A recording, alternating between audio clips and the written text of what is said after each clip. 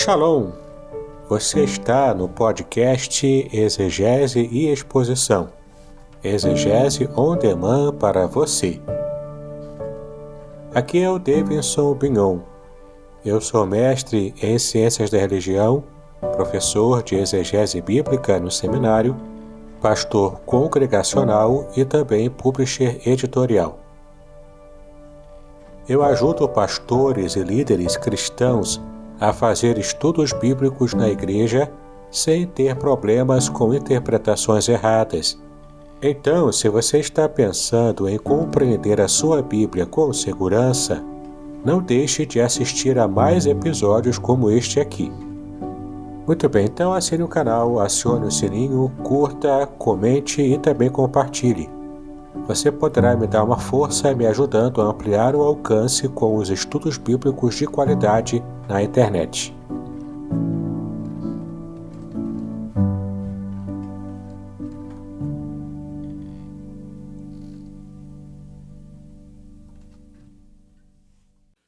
Bom dia a todos, estamos já começando a nossa Escola Bíblica Dominical.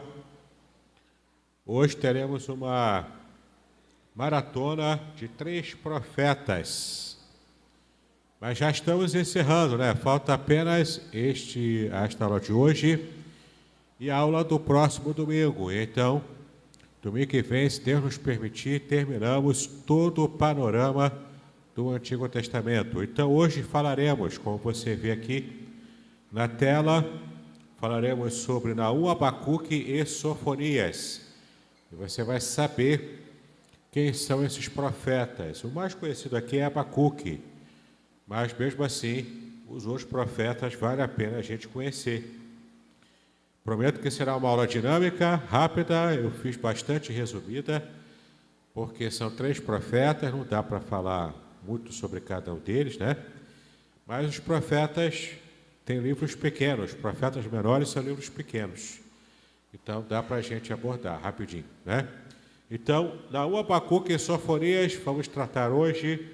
Você também que nos acompanha em casa pela internet, deixe a sua Bíblia aberta aí, começando por Naum, e estaremos então fazendo o estudo desses 3 profetas aqui. Vamos começar com Naum, profeta Naum. O nome dele significa alívio, conforto. Como entender isto se a ênfase da sua mensagem é de juízo para Nínive? A destruição da Assíria traria alívio e conforto para Judá. Então é interessante a gente perceber que o tipo de ministério que o profeta Naum teve era o que Jonas queria ter tido, não é? Jonas queria passar régua em Nínive. Por ele passava régua, por ele Deus mandava todo mundo para o mármore do inferno, não é? Era o que Jonas queria. Só que Deus não quis isso. Deus, na época de Jonas, e Jonas veio primeiro do que Naum, Jonas teve que trazer a palavra de arrependimento e o povo se arrependeu.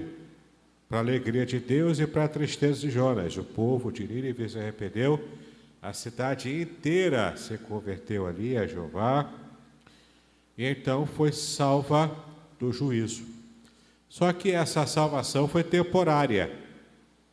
A Nínive voltou a pecar, voltou a cair de novo na sua impiedade, e então agora Naum, mais à frente, de fato, é levantado por Deus para trazer o juízo final sobre Nínive. E aquela cidade assíria, então, é completamente destruída, e esse povo já não existe mais, não é? O autor, então, do livro do profeta Naum é o próprio profeta, né? Naum, chamado o Eucocita. Foi contemporâneo de Jeremias, Sofonias e talvez até do próprio Abacuque, que também veremos hoje, tá bom? Muito bem, a data da escrita, como não há datas marcadas na profecia de Naum, há grande dificuldade de ser preciso com respeito à data. Mas aqui há a possibilidade de ser algo em torno de 620 a.C., não é? Para aqueles que gostam de história aí, que se ligam em datas, essa é a provável data do livro do profeta Naum. Tempo da ação. Qual foi o tempo da ação? A profecia provavelmente está se dando em torno de 620, que era a data provável que ele foi escrito. E todo o seu cumprimento também aconteceu pouco depois, em 612, com a destruição completa e total de Nínive. Tá bom?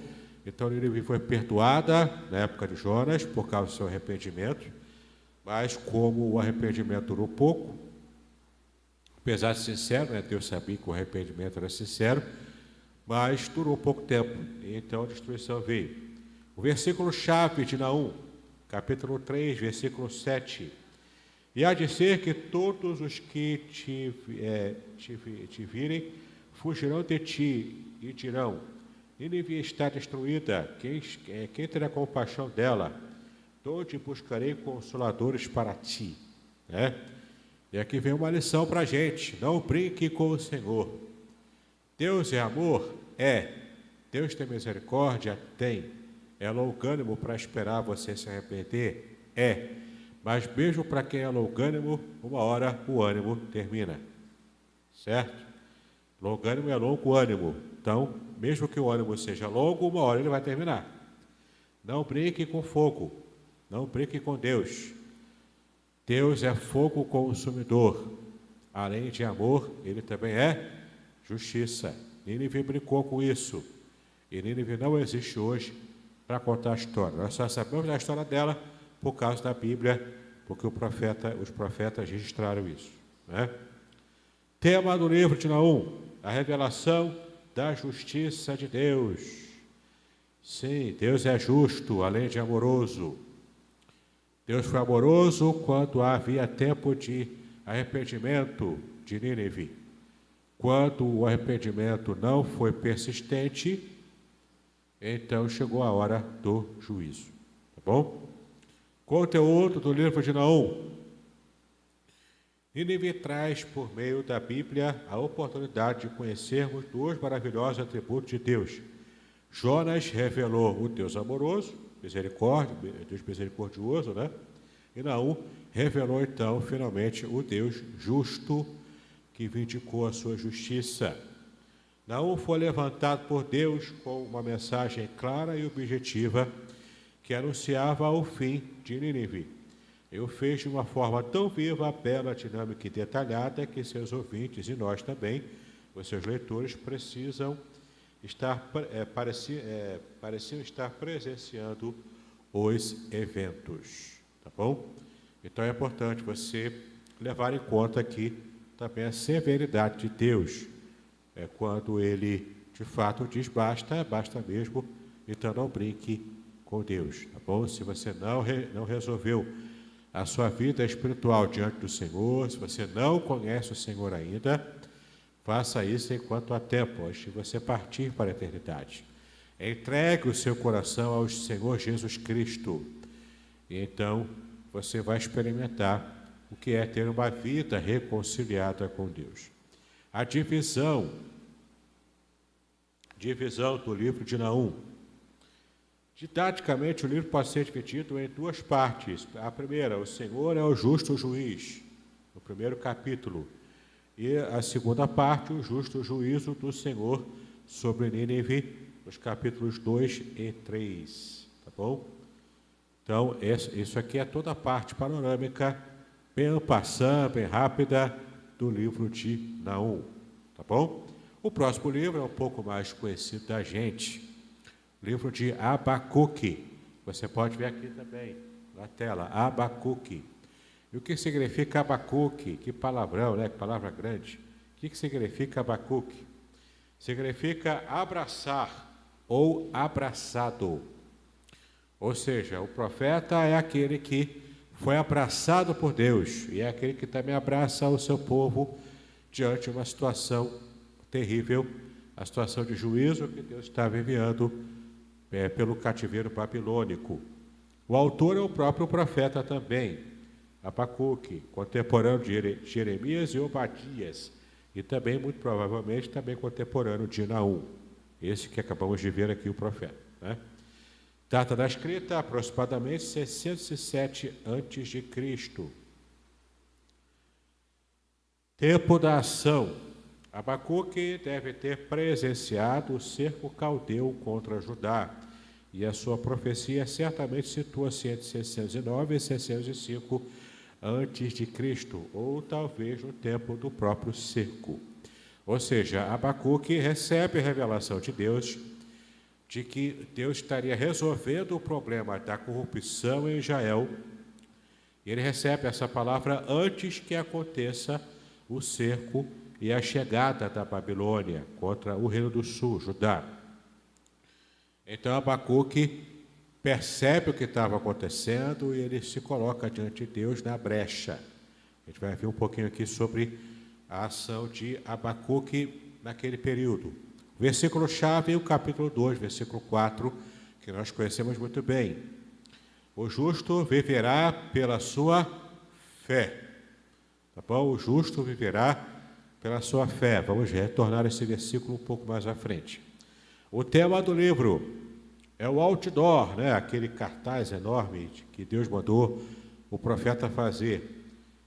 E a mensagem é: o justo viverá pela fé, nesse grande outdoor, né? Esse é o tema do livro, tá bom? Conteúdo de Abacuque. Para quem quiser mais detalhes, que não vai dar para eu entrar em muitos detalhes aqui, mas para quem quiser detalhes, no meu canal do YouTube eu tenho lá uma playlist com vários vídeos falando sobre Abacuque. Os 2 primeiros vídeos eu falo sobre a parte histórica, a contextualização histórica, e os 3 últimos vídeos eu falo cada vídeo um capítulo inteiro, falando versículo por versículo, tá? O título dessa série lá no meu canal do YouTube é Esperança Renovada em Abacuque. Acredite em mim, você vai precisar dessa palavra esperança no seu coração a partir do ano 2023. Você vai precisar muito da palavra esperança, não é? Então, acompanhe. Se você desejar, acompanhe lá no meu canal do YouTube essa série Esperança Renovada em Abacuque, tá bom? Mas falando aqui então sobre o conteúdo.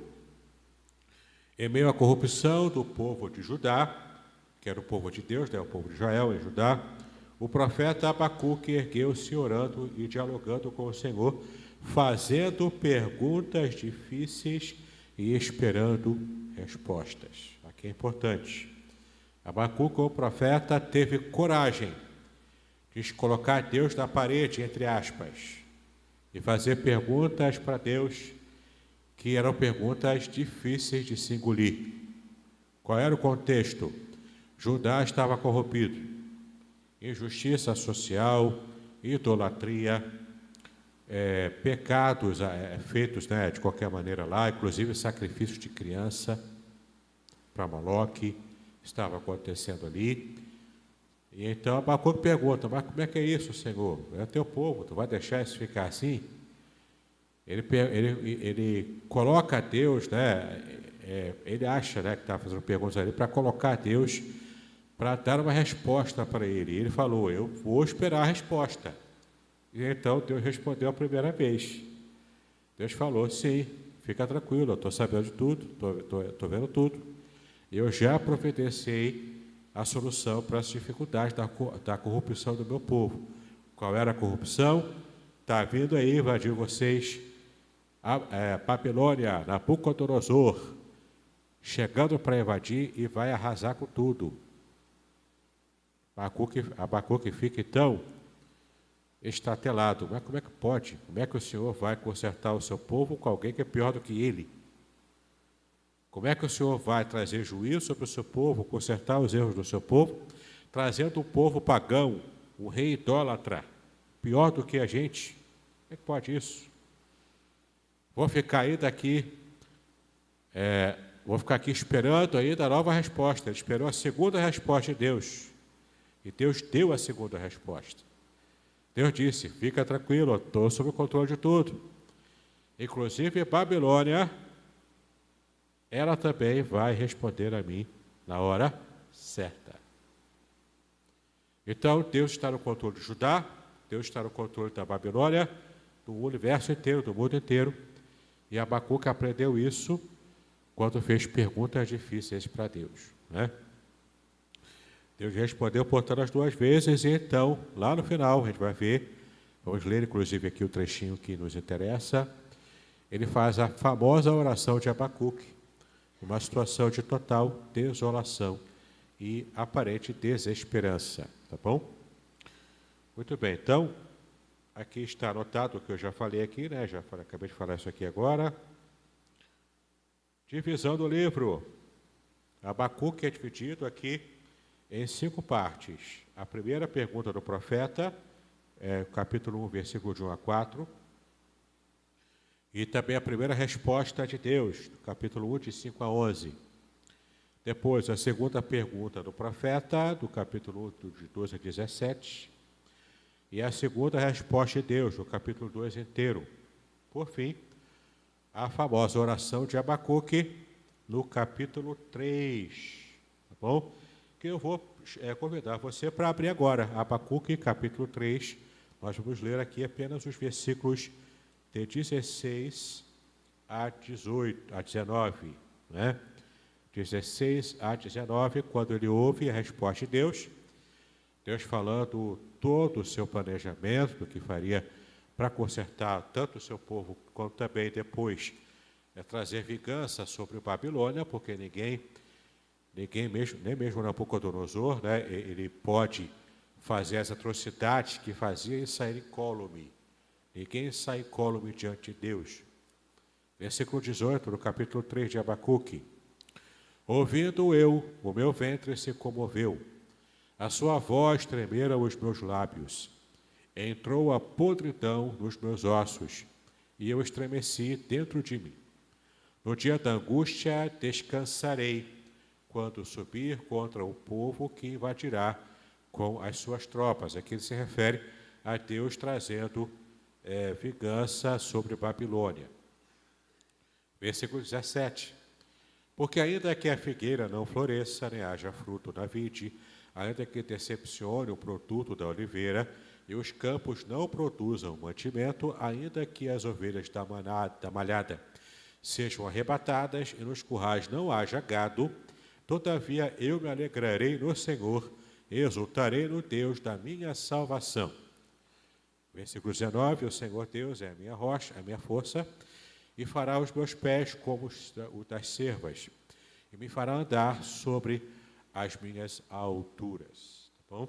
Então temos aqui um profeta, depois de todo o seu trajeto, né, de perguntas difíceis a Deus e de incompreensão temporária do próprio agir soberano de Deus, está aqui um profeta agora se rendendo a essa soberania divina.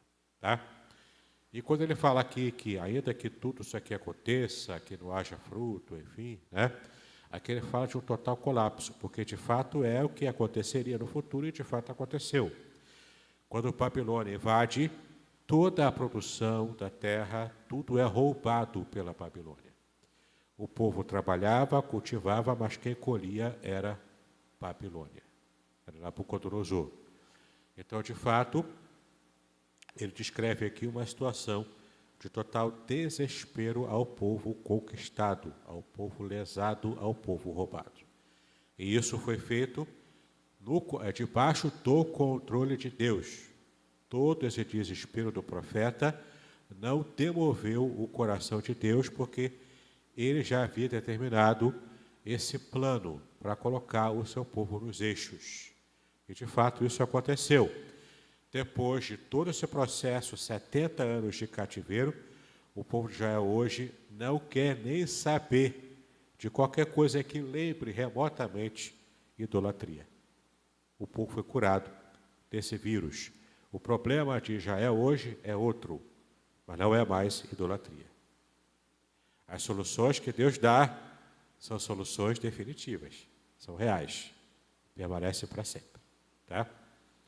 Outro profeta, último da nossa lista de hoje, Sofonias.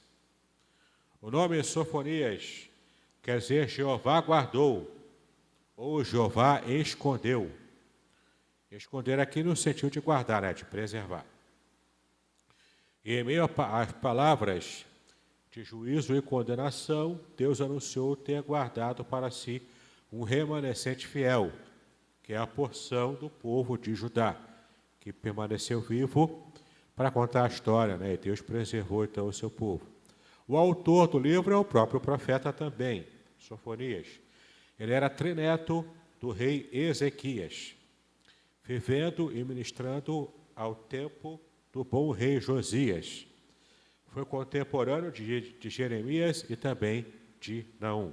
Tá?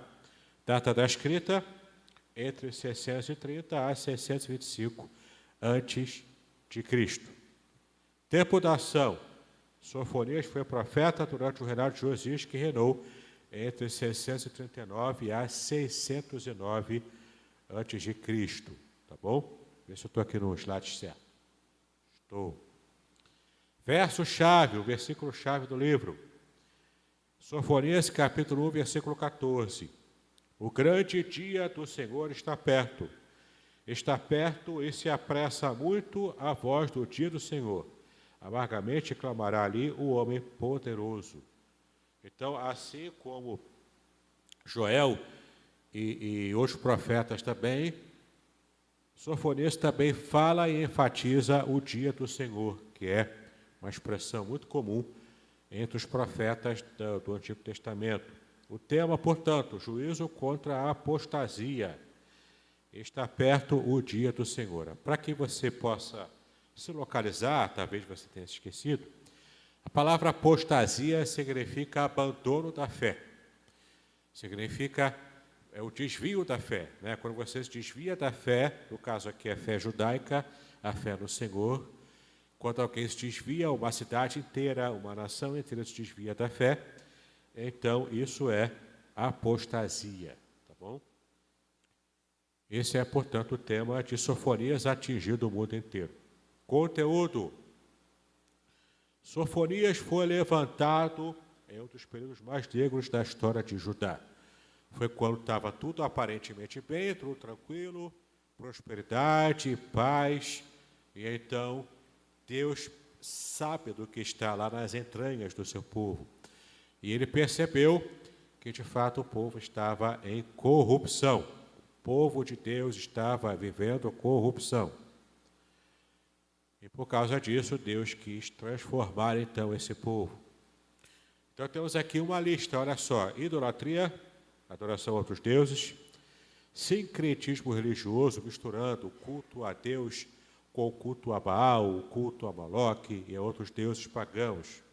Sacrifícios infantis, no caso aqui é Moloque. E era terrível, gente, era terrível. Claro que eu não vi, porque eu não vivi na época, mas eu imagino quanto deve ter sido. Eles pegavam crianças recém-nascidas, vivas ainda, colocavam numa estátua enorme de Deus Moloque. Era um Deus com cara de monstro, sentado num trono. Era uma estátua oca. Então, colocava a criança dentro daquela estátua e colocava fogo por fora para a criança morrer queimada. Queimada viva nessa estátua. Por que os pais faziam isso com os próprios filhos recém-nascidos? Era uma espécie de simpatia para ter sucesso na lavoura, para ter sucesso e ter dinheiro. Claro que não dava certo. Mas mesmo assim, os pais faziam isso com os próprios filhos recém-nascidos. E essa prática pagã estava acontecendo em Judá.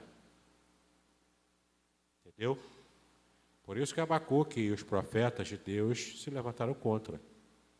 Por isso que chegou a um nível tão alto de impiedade entre o próprio povo de Deus, que Deus mandou o cativeiro, não teve outro jeito. Entendeu? Lição para a gente. A gente tem que ficar sempre ligado para saber o quanto eu estou agradando a Deus ou não. Em Cristo Jesus, eu já consegui a salvação, né? Agora sou amigo de Deus. Embora eu seja oriundo de um povo pagão, de um povo gentil. O povo do Brasil é um povo considerado gentil na visão judaica, né? Mas Cristo nos aproximou a Deus. Então, nós não somos mais inimigos de Deus, somos amigos de Deus. Mas isso não quer dizer que eu possa afrouxar as rédeas. Não quer dizer que eu posso viver de qualquer maneira, muito pelo contrário. Eu preciso ter uma vida de santidade. Para quê? Para poder justificar e dar um bom testemunho também aos de fora sobre o tipo de vida que eu tenho, porque eu pertenço a Cristo. Então, eu preciso vigiar, porque o ser humano é capaz de tudo quando ele está longe de Deus. Então, vigie a sua própria vida espiritual. Não se deixe cair como o povo de Judá, povo de Deus, conhecia a palavra de Deus, se deixou contaminar por um crime, além de uma idolatria, além de uma afronta ao próprio Deus, um crime também contra as crianças de sua época. Sofonias anunciou, tal como Joel, a vinda do dia do Senhor, que é o dia de juízo, angústia e desolação. Tá bom? Próximo aí, o juízo do Senhor não virá apenas sobre o seu povo, mas estender-se-á também aos vizinhos pagãos também. Ou seja, mas o povo pagão não conhece Deus, então Deus vai aliviar? Não, não vai. Deus não alivia mesmo o povo pagão que não o conhece. Muito pelo contrário. Se o grau de impiedade cresce, Deus também leva em conta isso. E Deus vai também julgar as outras nações, aquele que não conhece a Deus, aquele que se diz avesso a Deus, mesmo aquele que se diz ateu, quando morrer, quando ele chegar lá na eternidade, a primeira pessoa que ele vai dar de cara é o próprio Deus que ele negou a vida inteira. O quanto ele vai levar um susto na eternidade, né? Mas é assim. Deus vai se revelar agora com juízo sobre aquele que o desobedece, seja povo dele, e sempre Deus começa com juízo dentro do seu povo, quanto também aquele que é pagão, aquele que não conhece o próprio Deus. Então, não brinque com as coisas de Deus. Fale de Deus também, fale de Jesus para o seu vizinho, para o seu parente, como o pastor Dário pregou de manhã, né? Por fim, Sofonias concluiu profetizando a restauração futura de Israel. Esse é um capítulo bacana que eu também quero ler com você. Lá em Sofonias, no capítulo 3, do versículo 14, vamos ler do 14 até o final, tá? Sofonias, capítulo 3, de 14 a 20. Canta alegremente, ó filha de Sião, rejubila, ó Israel, regozija-te e exulta de todo o coração, ó filha de Jerusalém. O Senhor afastou os teus juízos, exterminou o teu inimigo. O Senhor, o Rei de Israel, está no meio de ti. Tu não verás mais mal algum. Naquele dia se dirá a Jerusalém: não temas, ó Sião, não se enfraqueçam as tuas mãos. O Senhor teu Deus, o poderoso, está no meio de ti, ele salvará. Ele se deleitará em ti com alegria, calar-se-á por seu amor, regozijar-se-á em ti com júbilo. Os entristecidos por causa da reunião solene, congregarei esses que são de ti, para os quais o opróbrio dela era um peso. Eis que naquele tempo procederei contra todos os que te afligem, e salvarei o que cocheia, e recolherei a que foi expulsa, e deles farei um louvor e um nome em toda a terra em que forem envergonhados. Naquele tempo vos farei voltar, naquele tempo vos recolherei, certamente farei de vós um nome e um louvor entre todos os povos da terra, quando fizer voltar os vossos cativos diante dos vossos olhos, diz o Senhor. Então, essa promessa já aconteceu, já se cumpriu. Deus é fiel e cumpre as suas promessas. Levou 70 anos. Uma geração inteira ficou lá em Babilônia. Mas ainda assim, nós vemos aqui Deus cumprindo a sua promessa e o povo até hoje está lá em Israel, de volta à sua terra, e ainda que com as suas dificuldades próprias lá, ainda assim está lá gozando do lugar que Deus separou e prometeu para eles. Podcast Exegese e Exposição. Exegese on demand para você.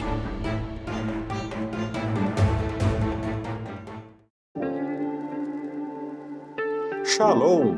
Aqui é o Davidson Pignon.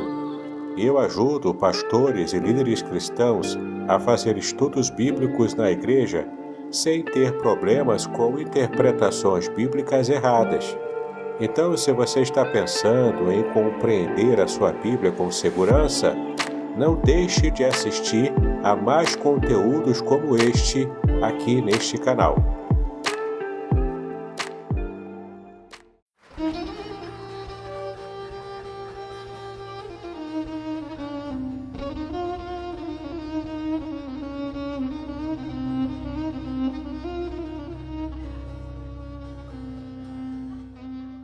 Shalom!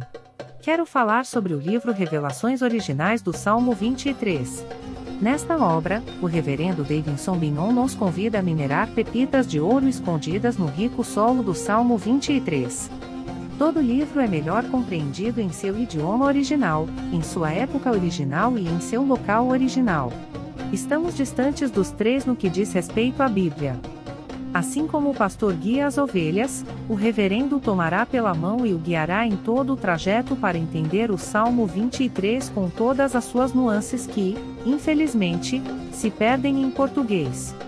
Numa época onde se tenta falsificar o sentido das escrituras utilizando os idiomas originais, o reverendo Pignon nos traz uma tradução correta do Salmo, e uma interpretação sóbria, sem exageros dos termos em hebraico que sofrem prejuízo na tradução para a língua portuguesa. Coisa horrível é comprar bijuteria pensando ser joia rara. Aqui não é o caso. Realmente você aprenderá a minerar pepitas de ouro com este livro. As minhas já estão guardadas no cofre. Você se surpreenderá e se emocionará com a profundidade dos sentidos das palavras do Salmo 23. Espero que este livro seja um refrigério para a sua alma, assim como foi para a minha. E que você entenda que, mesmo que esteja passando por um deserto escaldante agora, o Divino Pastor lhe guiará até águas frescas e tranquilas. Assim, para ter uma boa leitura, acesse o link na descrição.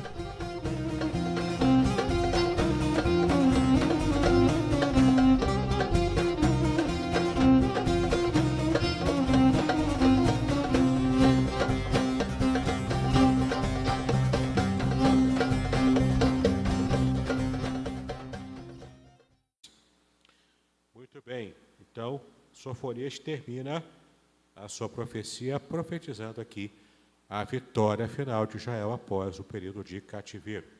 Divisão de Sofonias. Advertências quanto ao pecado, dos capítulos de 1 a 3, versículo 7. Convite ao arrependimento, que ainda havia tempo, do capítulo 2, versículos de 1 e 3. E, por fim, revelação escatológica, que é justamente esse momento em que Israel será, então, abençoado e restaurado por Deus, tá bom? Muito bem. Vimos aqui, então, os três profetas na sua análise bem panorâmica, não é? Correndo aqui contra o tempo. Mas agora vamos ver a parte 2 do nosso estudo, nossa aula, que é a parte da análise. E aqui vamos tirar com um pouco mais de detalhes as lições práticas para a nossa vida espiritual.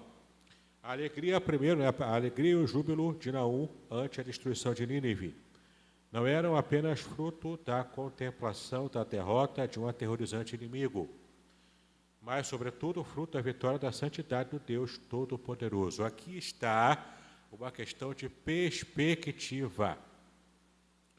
Quando alguém se alegrava pela derrota de um povo inimigo de Israel, isso aqui não é politicamente correto hoje em dia, mas a Bíblia diz isso.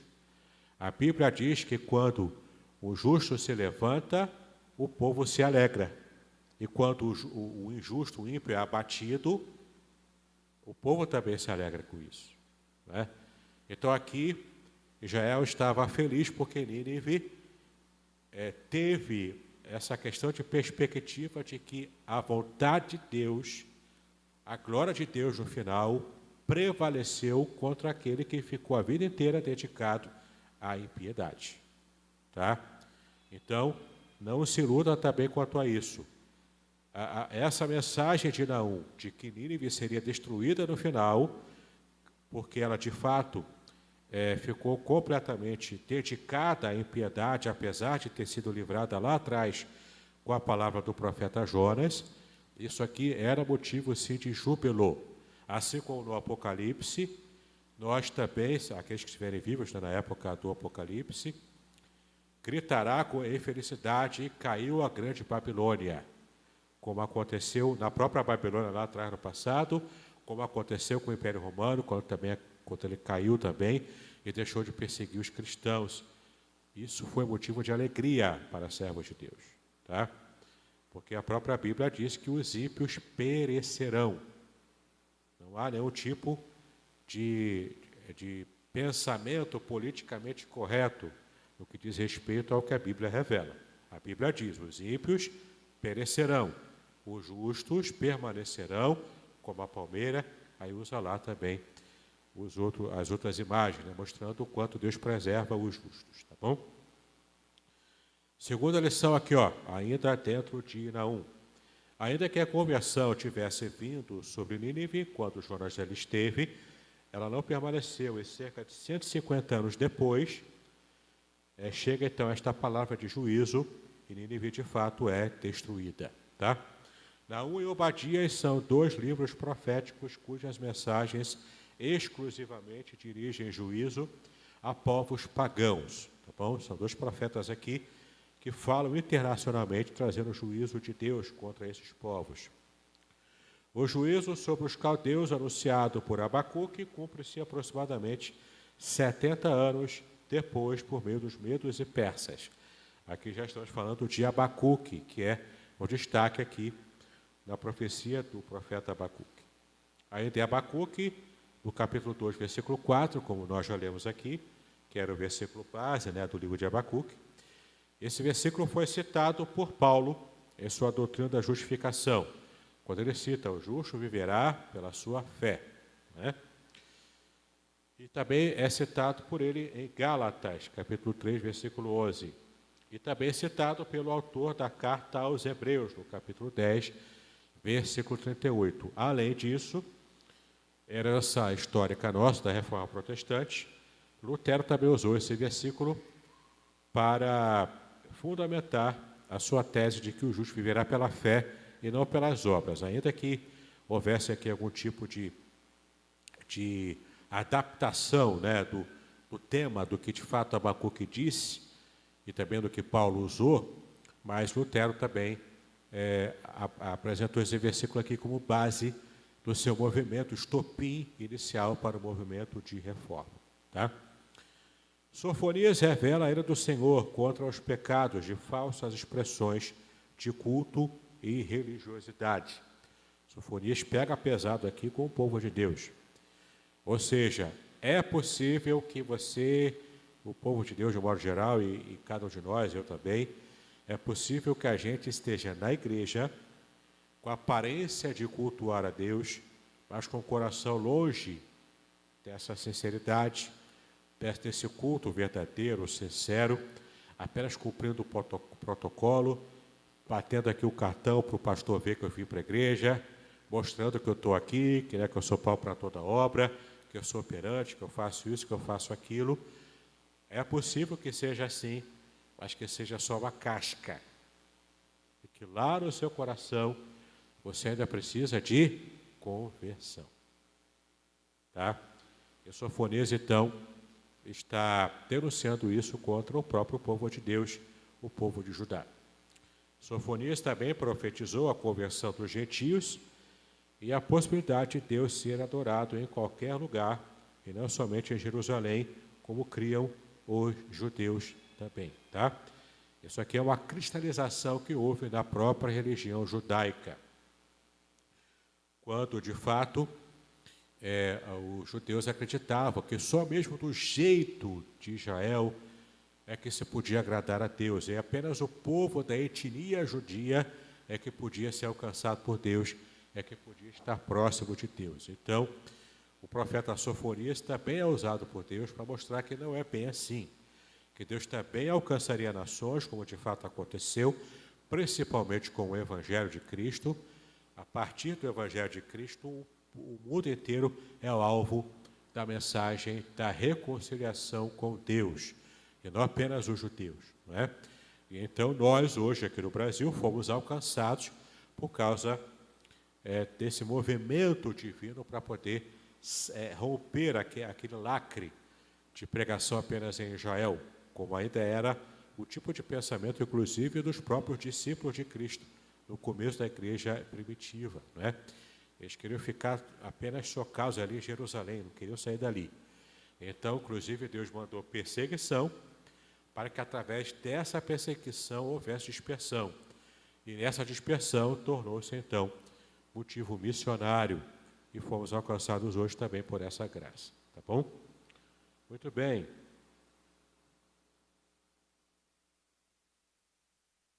Cristo nos profetas. Então, vamos ver aqui quais as referências diretas ou indiretas a Cristo nos 3 profetas. Eu fiz aqui de modo muito resumido, apenas uma frase para cada um. Em Naum, Cristo é aquele que conhece os que nele confiam, porque, de fato, Naum estava falando de juízo direto contra Nínive, um povo pagão, mas aqueles que confiam em Deus podiam se livrar de um juízo como esse. Então, Cristo é aquele que conhece os que nele confiam. De fato, ele é nosso bom pastor. Ele conhece o seu rebanho, ele conhece o seu aprisco. Não é? Pertencemos a ele. Em Abacuque, Cristo é o Senhor, que toda a terra terá conhecimento de sua glória. Tá bom? De fato, isso já está acontecendo. Estamos em pleno curso em que toda a terra conhecerá a glória do próprio Cristo, do próprio Deus. E então, quando esse conhecimento em toda a terra chegar à sua plenitude, aí Cristo vem, Cristo volta. Tá? Sofonias, por fim, em Sofonias, Cristo é poderoso para salvar, para preservar aquele remanescente fiel. Não é? Sofonias traz essa informação e Cristo, então, ele é aquele que salva aqueles que chegam até ele. Tá bom? Muito bem, nossas referências, a Bíblia Sagrada e o livro de Ângelo Gagliardi Júnior, Panorama do Antigo Testamento. Estamos quase no fim da nossa jornada, Panorama Bíblico, inclusive usando esse livro. Tá bom? Muito bem, deixa eu ver aqui, vai dar quase meio-dia, 10 para meio-dia aproximadamente. Quero abrir aqui o espaço para caso você queira fazer a sua pergunta, tá bom? O nosso Roque já está ali, já está chegando lá, correndo, não é? O Caçulinha também, né? Roque e Caçulinha, né, Caçulinha? É isso aí, diga aí. Pastor Davidson, interessante destacar aqui nessa aula sobre esses 3 profetas, Naum, Abacuque e Sofonias, especialmente no que tange à manifestação do juízo de Deus contra as nações pagãs por causa da religiosidade, é fundamental nos lembrarmos de que essa tolerância que acredita-se que Deus tenha, né, com quem tem outra crença, que não é a crença em Jesus Cristo, ela não é o que as Escrituras ensinam. Deus não aceita outros cultos, né? Há muita gente que acredita que, em razão da pessoa nunca ter sido, por exemplo, evangelizada, mas ela é piedosa na sua religião, que haverá de alguma forma alguma compreensão, alguma tolerância. E não. Até em função da pregação de hoje cedo, quando Deus revela o conhecimento de si mesmo aos homens, Ele dá de conhecer, né? Então o irmão foi muito feliz quando destacou esse rigor de Deus. As nações pagãs, com seus ídolos, eram culpadas dessa idolatria. O fato de elas adorarem com sinceridade a esses deuses, de maneira nenhuma aquilo era algum benefício, ao contrário, só aumentava a medida de iniquidade delas, a medida de impiedade delas. Só ia piorando, né?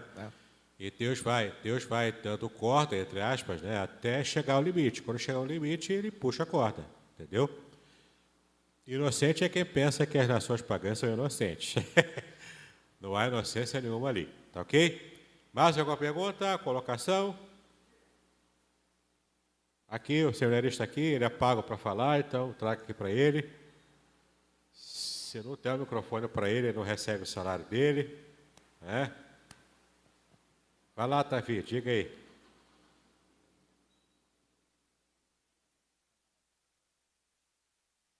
Pastor, Calma. especificamente relacionado ao profeta Naum, qual é a questão didática que fica aqui no ensino contra os ninivitas? Porque os assírios, né? Porque o que acontece?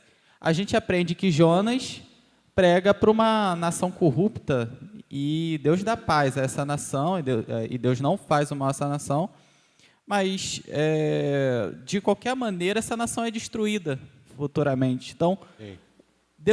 nós sabemos que dentro da soberania de Deus, Deus sabe de todas as coisas e tudo, mas qual é a questão?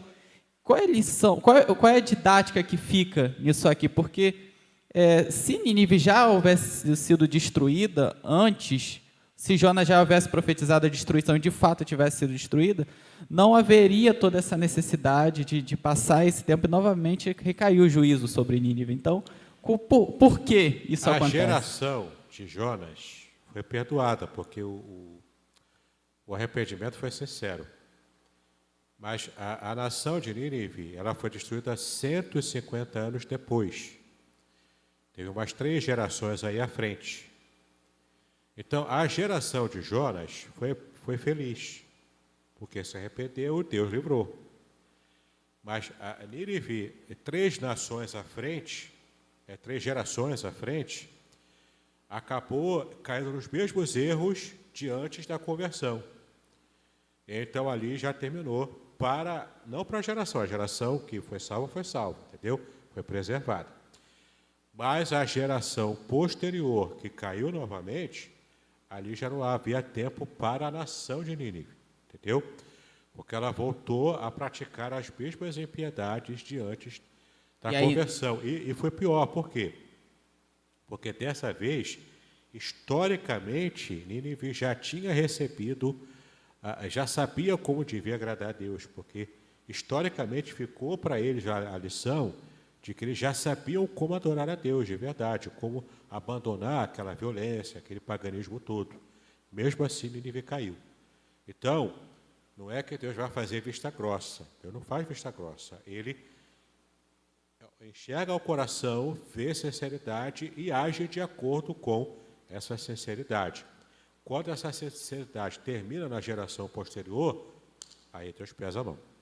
Então, a diferença é que essa geração aqui, ela já tinha o conhecimento para não pecar anteriores. mais, mesmo assim pecaram. Passou de pouco em pouco. Ainda que não tenha sido registrado em algum livro, o que é possível que se tenha sido registrado, né, porque já se registrava tudo em livros antigamente, nesse período, mas mesmo que não tenha registrado, eu não tenho ideia se registraram ou não, no mínimo ficou no imaginário popular, na informação, né, na tradição oral, no mínimo isso. E isso Deus levou em conta também. A nação de Nínive já não era completamente, não apenas inocente, mas não era totalmente ignorante quanto ao modo como Deus realmente queria ser adorado. Entendeu? Beleza? Mais alguém? Aqui? Diga aí. Até com relação mesmo ao que ele estava falando ali, o que assim me traz assim a minha recordação de que quando Jonas foi lá, né, levar aquela palavra, né, para Nínive, e ele fica inconformado com o perdão que Deus dá, né, àquela nação naquela época ali, Deus permite que ele se recoste, nasce uma árvore, aquela coisa toda, e ele não entende, né? Jonas não entende, e ali Deus mostra a ele, né, que a Deus tudo, nada para Deus é surpresa, né? Nada para Deus nenhum, o que para a gente possa parecer, por quê dessa maneira? Mas Deus sabe o porquê, porque Ele que faz, Ele que cria. E como até na mensagem, né, Deus, Ele exalta, mas Ele também abate, né? Então, tudo é um plano perfeito de Deus. Eu entendo assim, né, dessa maneira. Perfeito, isso aí, tá bom? Mais alguma pergunta, comentário aqui, ó. Roque, chega ali, corre ali. Corre lá, Roque. Pastor, eu queria Tudo bem, saber querido? se, como existiam povos no meio dos judeus na época, e eles tinham um certo respeito também das nações, tanto que houve a conversão de Nínive 150 anos antes da época de Naum. Então, existiam povos vivendo no meio dos judeus ali. Existia um plano dos judeus na época de adaptação desses estrangeiros no meio deles para poder cultuar a Deus? Existia um plano, existia um culto? Desde que os estrangeiros que estivessem com os judeus fizessem a techuvá. Techuvá é quando você se arrepende, é o que a gente chama hoje de conversão, né? Em hebraico eles chamam de techuvá. Ou seja, o estrangeiro precisava ser circuncidado, se fosse homem, né? Tinha que se circuncidar, tinha que declarar a fé no próprio judaísmo, aprender com eles, ficar um tempo aprendendo, lendo o hebraico, Torá, coisa e tal. Depois que aprendesse tudo, participava desse processo de techuvá, de conversão, aí sim ele era assimilado pelo judaísmo, mas era um processo demorado, era um processo difícil de acontecer, e mesmo assim ainda pairava aquela desconfiança, ou aquele preconceito, né, racial, de que não é judeu, então a gente vai tolerar, mas não é bem israelita, né, de verdade, com I maiúsculo, entendeu? Mas participava dos cultos. O judeu ainda tinha essa fé muito fechada dentro dessa visão étnica, entendeu? E para romper essa visão étnica, só o Evangelho é que realmente fez o rompimento definitivo, especialmente com Paulo, né? Paulo foi designado pelo próprio Cristo como pregador aos gentios, embora tivessem muitos gentios também ali em Jerusalém, e alguns deles fazendo techuvá e participando das festas judaicas e de toda a cultura e religiosidade, mas ainda assim Paulo através de Paulo é que Cristo realmente rompeu essa barreira com muita força, né, para alcançar gentios, a ponto de também fazer o Concílio de Jerusalém para lidar com esse tipo de assunto que era um grande tabu. O tabu era tão grande que eles tiveram que fazer um concílio envolvendo todos os cristãos ali para discutir aí, para ser cristão tem que ser judeu primeiro ou não, não é? Então discutiram isso e chegaram à conclusão de que não precisava praticar judaísmo antes para poder ser cristão, ou seja, para você ser um cristão que agradasse a Deus em qualquer nação que você estiver, ainda que com um pouco de adaptação aqui ou ali, dependendo do povo, você não precisa pegar aquelas características do judaísmo para poder ser cristão e agradar a Deus. É curioso que o Paulo, que era fariseu, venha pregar para os gentios, e Pedro, que era um pescador, que tem pouca instrução. Paulo era reputado como super judeuzão, né? O judeuzão era Paulo, né? Aí Deus quebra ele, Jesus quebra ele, e Paulo se torna o cristãozão, né? Ele foi de cabeça no judaísmo, depois ele foi de cabeça no cristianismo, tá bom? Mais alguma pergunta, comentário? Ali atrás, ó, nosso irmão ali. Roque, hoje não tem descanso não, Roque? Tem que correr hoje, hein? Hoje você tem que fazer ginástica, vamos lá. Obrigado. É só uma consideração, porque Sim. houveram 3 levadas, né, de Nabucodonosor para o cativeiro. E Ezequiel foi um dos primeiros que foram levados. Isso. E enquanto ele estava ali no cativeiro babilônico, ele foi o profeta do Senhor para aquele povo que já estava com ele. E no capítulo 8 de Ezequiel, ele é levado a Jerusalém, no templo de Jerusalém, e o Senhor revela para ele que, apesar da primeira leva dos cativos por Nabucodonosor, o povo continuava nas mesmas obras que os 3 profetas menores que você acabou de falar já tinham denunciado. Eles encontram dentro do templo imagens, figuras, ídolos, animais. Então nós percebemos que se Nabucodonosor invadiu 3 vezes Judá, porque a impenitência do povo continuava. E assim, a primeira leva, a segunda leva e até em 586, quando foi a destruição total de Jerusalém. Então, era um povo impenitente. Assim como nos dias de hoje também nós podemos pensar sobre isso. Muitas vezes a palavra de Deus fala com a gente resiste, como o pastor Idauro colocou, nossa função é pregar, a gente prega, a gente fala, a gente alerta, mas o povo é de dura serviço. Então, era essa consideração que eu queria contribuir. Obrigado. De fato, já se sabe hoje que o ser humano leva aproximadamente de 7 em 7 anos para mudar algum nível de configuração da mente.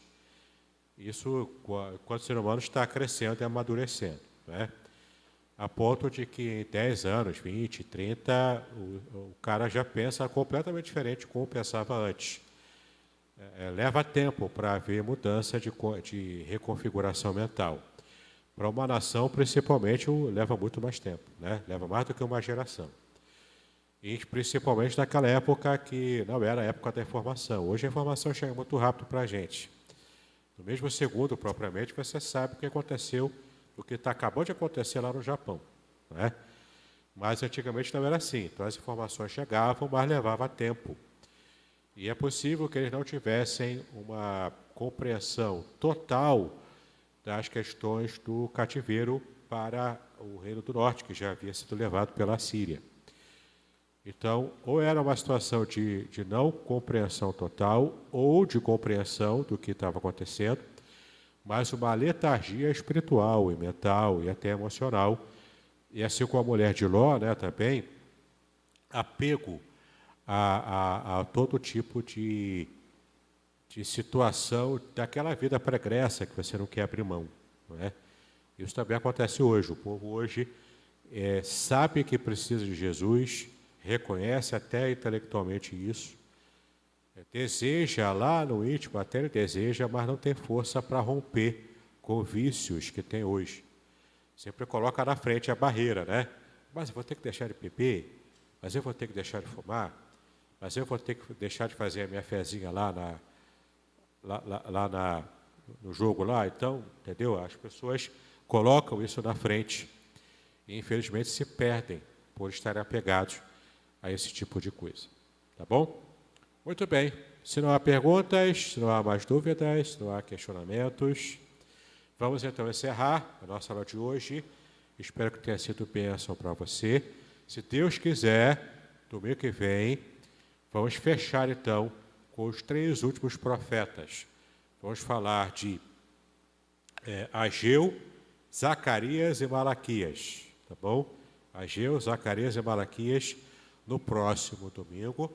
Então, se Deus quiser, fecharemos toda essa jornada de Gênesis até Malaquias, fechando então o panorama do Antigo Testamento. Vamos então falar com Deus. Pai, nós te exaltamos pelo privilégio que tivemos em estudar a Tua Palavra, também agora nessa manhã. Pedimos a Tua graça e a Tua bênção sobre a nossa vida. Que possamos, ó Pai, aprender com os erros do Teu povo lá no passado e não colocar em prática esses erros, mas que possamos, ó Pai, de verdade, estar nos achando dignos de adorar a Ti, de servir a Ti com o coração inteiro. Pedimos então a Tua bênção e a Tua graça sobre o nosso dia e logo mais à noite que possamos voltar para a Tua casa para continuar adorando a Ti com o coração aberto e sincero na Tua presença. Nós assim pedimos e agradecemos, em nome de Jesus, hoje e para sempre. Amém e amém. Deus abençoe, queridos.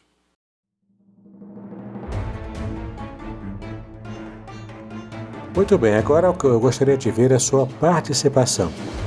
Entre em contato comigo, compartilhe a sua experiência comigo e quem sabe até se você enviar em formato de áudio, eu possa aproveitar a sua experiência para apresentar no próximo episódio do podcast Exegese e Exposição. Eu sou Davidson Bignon e eu ajudo pastores e líderes cristãos a fazer estudos bíblicos da igreja, sem terem problemas com interpretações erradas. Se você então está pensando em compreender a sua Bíblia com segurança, não deixe de assistir a mais episódios como este aqui. Então, assine o canal, acione o sininho, curta, comente e também compartilhe. Ajude-me a ampliar o alcance com estudos bíblicos de qualidade na internet. Que Deus abençoe os seus estudos, paz e bênção sobre a sua vida.